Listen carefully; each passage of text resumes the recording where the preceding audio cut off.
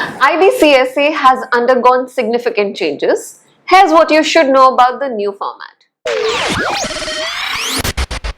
Unlike the older format, the new format gives students a flexibility to choose between Java and Python for their coding responses. It's a great flexibility as Python is often considered a beginner-friendly coding language.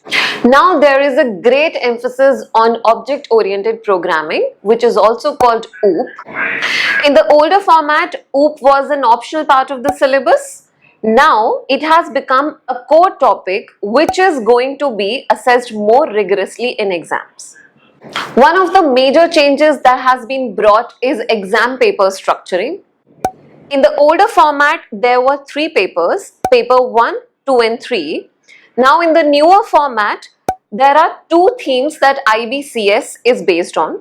Theme A, which is computational thinking and problem solving, paper 1 focuses on theme A. And theme B, which is computer systems and networks, advanced programming, paper 2 is based on that. Paper 3, which was an older format, has become a part of paper 1 now, which is a section, and it is also a case study based section. There are also new content addition to the syllabus. First is introduction of the machine learning. It is included as a mandatory topic under advanced computing concepts.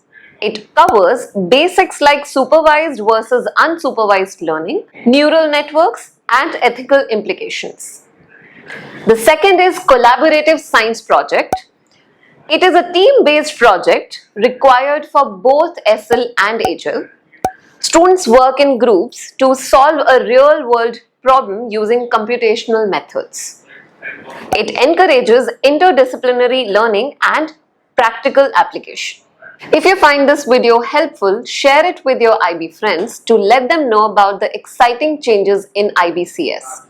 We are also starting with our new batches. If you need expert advice or help, DM us and we'll get in touch with you.